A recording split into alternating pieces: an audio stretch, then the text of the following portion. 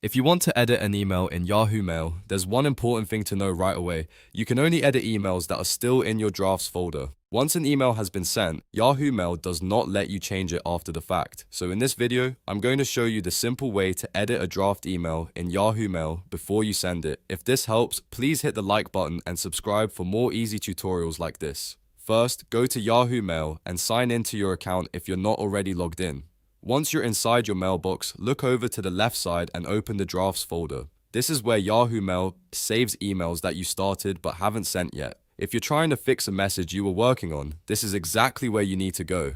Now find the draft email you want to edit and click on it to open it. When the draft opens, you can make whatever changes you need.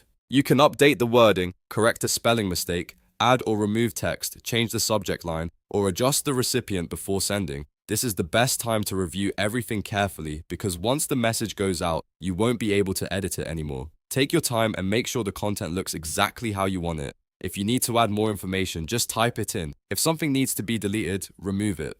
If the email needs a better subject, go ahead and change that too. The goal here is to finalize the message while it's still in draft form so you don't have to resend anything later.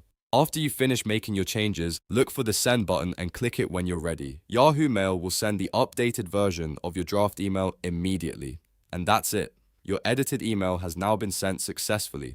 Just remember this key point. If an email has already been sent, you cannot go back and edit it in Yahoo Mail. That's why it's so important to review your draft carefully before hitting send. If you caught a mistake too late, your only option is usually to send a follow-up email with the correction. So to quickly recap, go to Yahoo Mail, open drafts, open the email, make your changes, and click send. It's a very simple process once you know where to look. If this video helped you out, make sure to like, subscribe, and leave a comment if you want more Yahoo Mail tutorials. Thanks for watching, and I'll see you in the next one.